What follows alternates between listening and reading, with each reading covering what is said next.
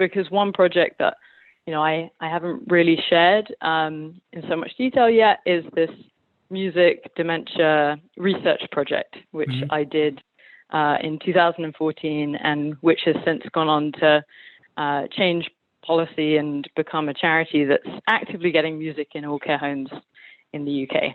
So I've always loved the stories of albums, the tangibility of records, and the ceremony of listening.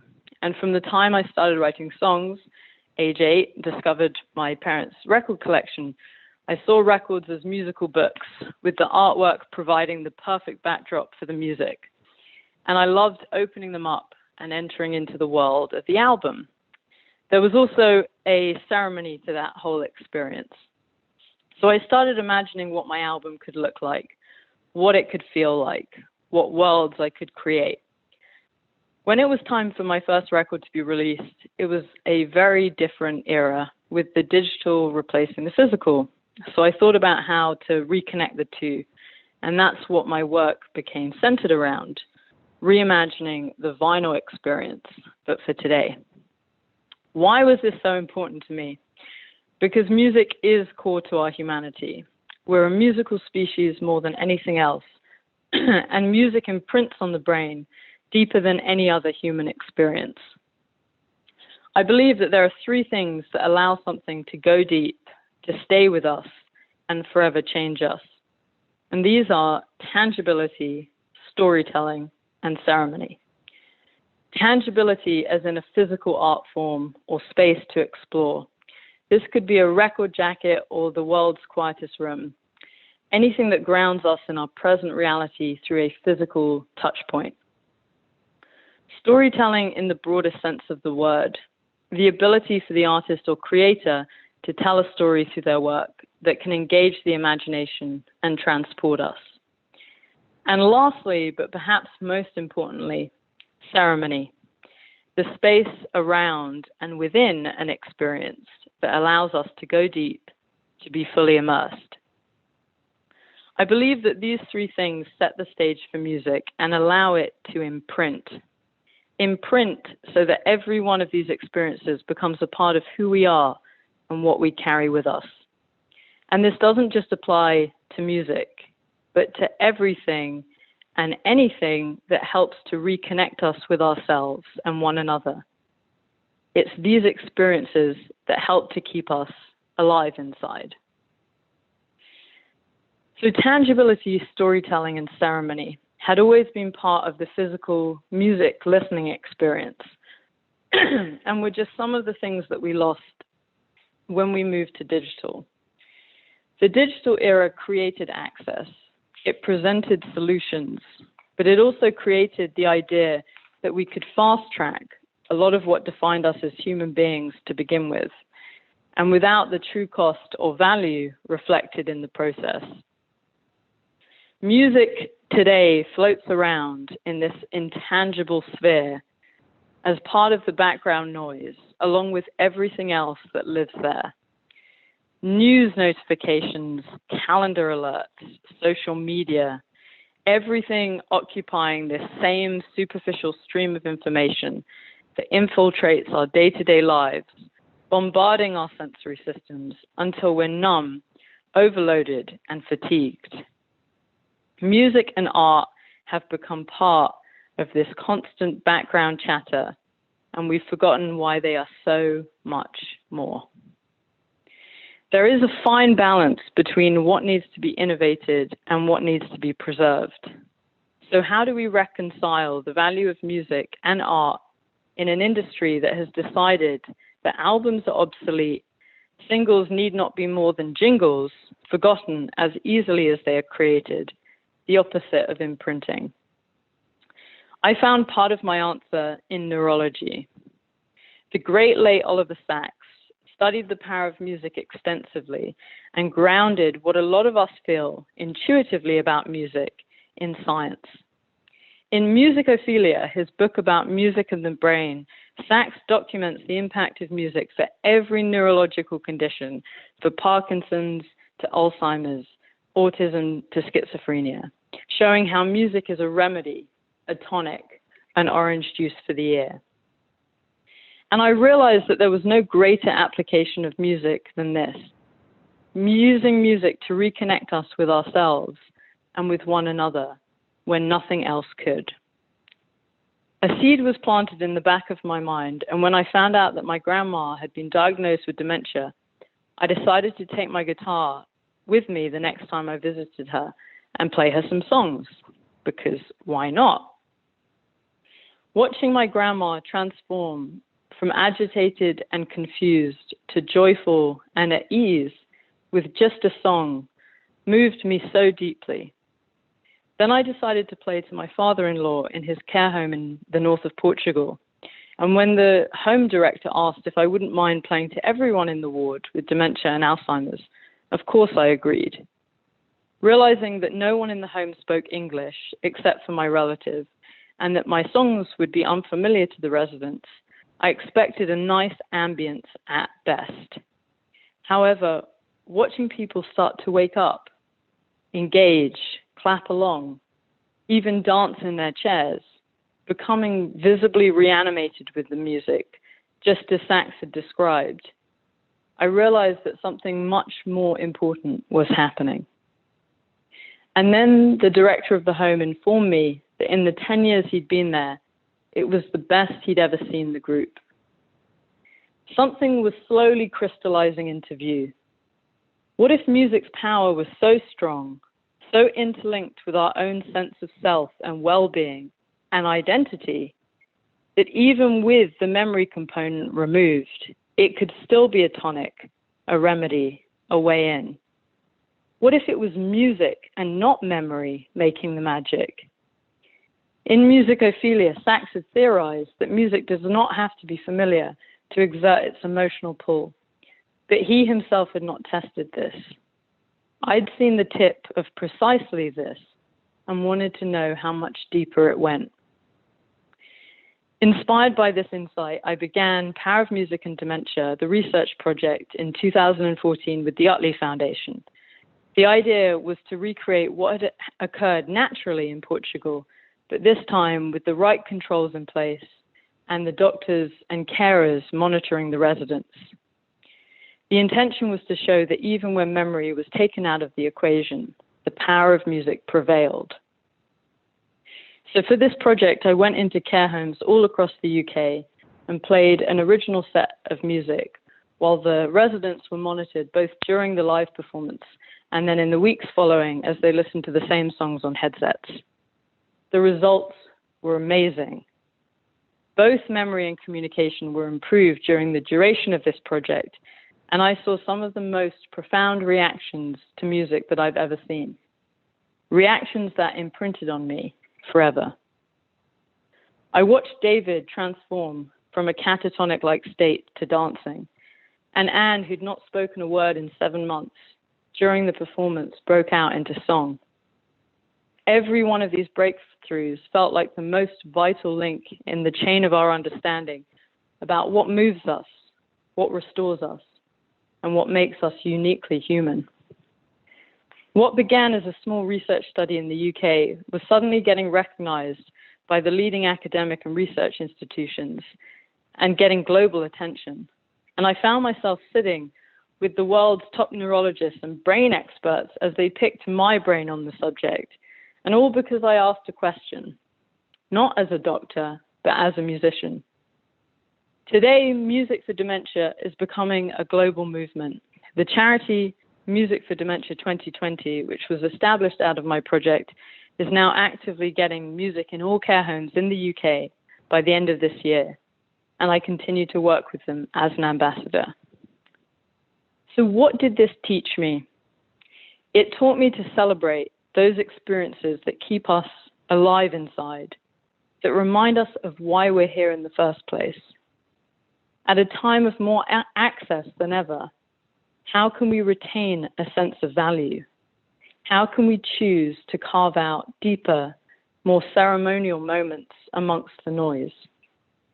How can we protect those endangered experiences that become our touch points, that shape our emotional sensibility, our identity, our well-being, and create vast canyons and reserves in our very being? we realize the importance of these choices, when we realize the intrinsic value of music and art to us all as sentient beings. When you have witnessed the power of music as medicine in this pure and concentrated way, which cannot be staged or fabricated, it either works or it doesn't.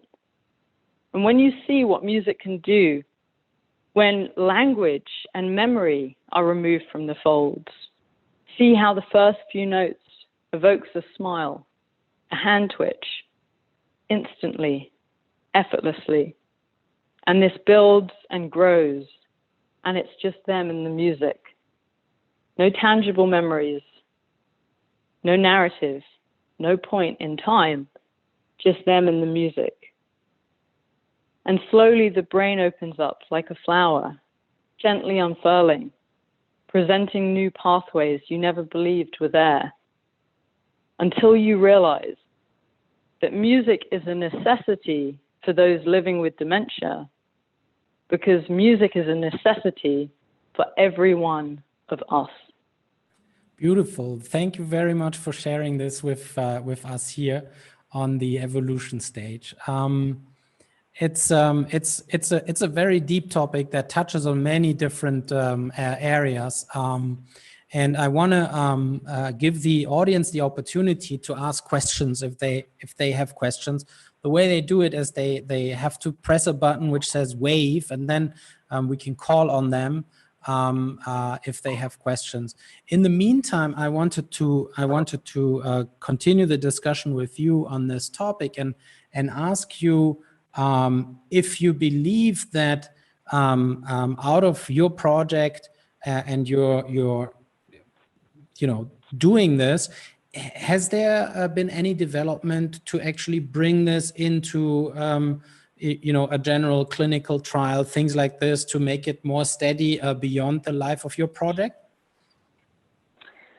Yeah, I mean, that is something that is kind of, in some ways difficult for me to comment on from the perspective of what I spend the majority of my time doing. But definitely, after I did that, initial study, which was 2014, which felt like an incredibly small study at the time. I really didn't have any expectations that it would go on, in the way that it did. But directly after that, Stanford, a number of the researchers there in the Alzheimer's department and, top neurologists and stuff, they reached out and we were working on essentially like a 3-year, very extensive development of that initial project. And, that was what I was kind of committed to doing at that point. And, we had numerous meetings. We put a lot of time into it in a way that we could really establish something that, as you said, could then kind of be rolled out, particularly in the US, because it's so much more of an issue with just the, extent of, firstly, the power of the pharmaceutical companies, but then also how much, people just get medicated here as first option. So, but then while I was working on that, the lead PI became severely ill and we had to halt that. And in that process, I also realized that actually if, both Stanford and, Oxford and the other research institutes that I was speaking to, if they could start incorporating that into their trials going forward, that was much more, effective actually than me trying to lead one of these projects. Yeah, of course. We have one question from Marius Schebella. Marius, can you hear us now? Yeah, I can hear you. Speak louder, Marius. I'm sorry. I can hear you. Can you hear me? Yes. Okay. Yes. I love the presentation. I would like to add just one more question.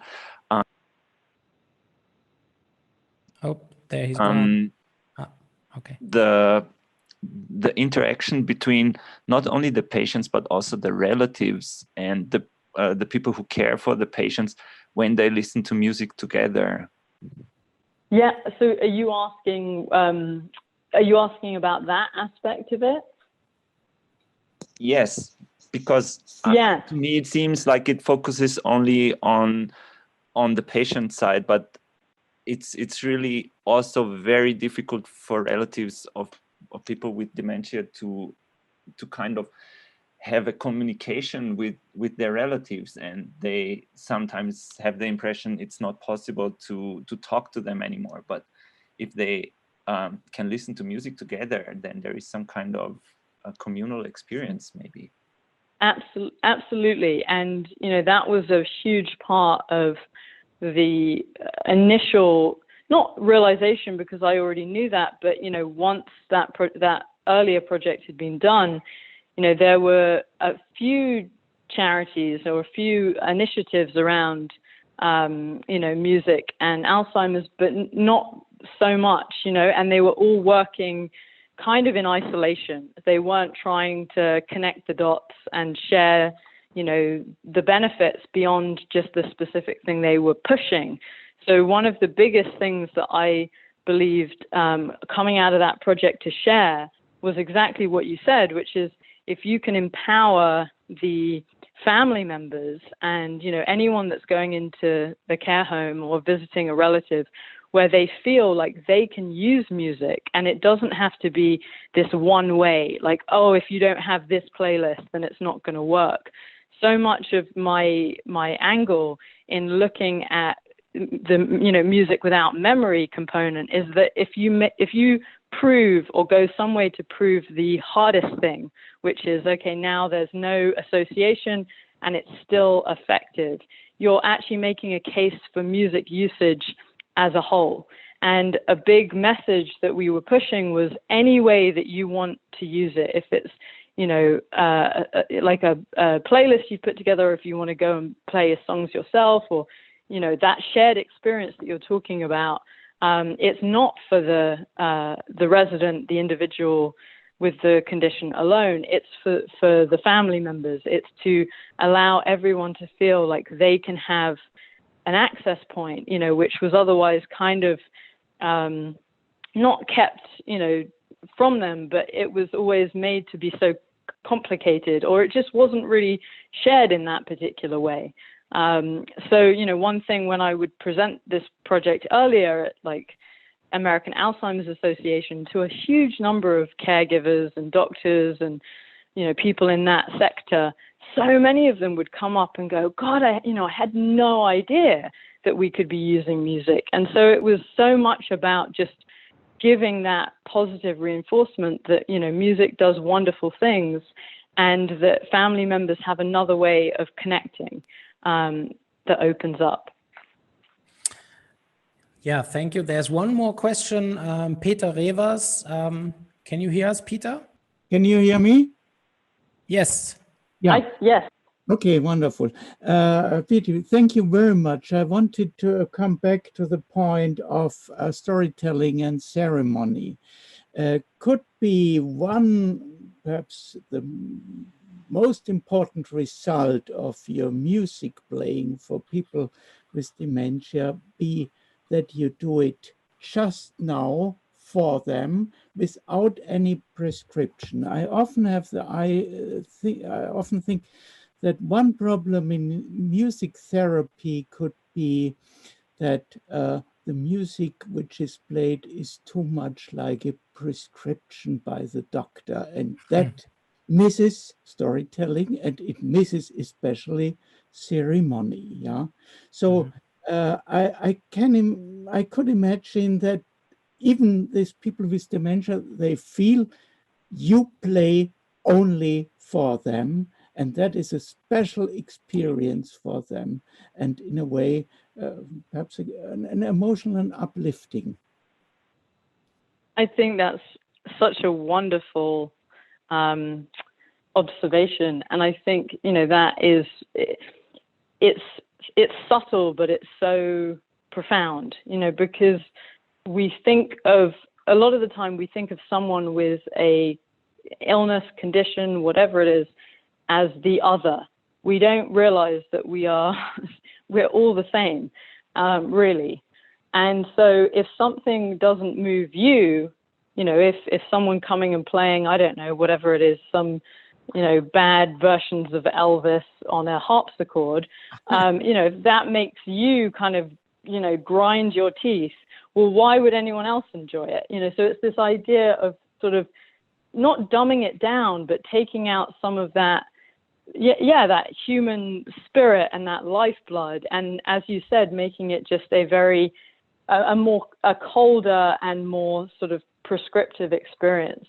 So I completely agree. And I think that, there's also something that you identified, which is, the ceremony component. It's so important.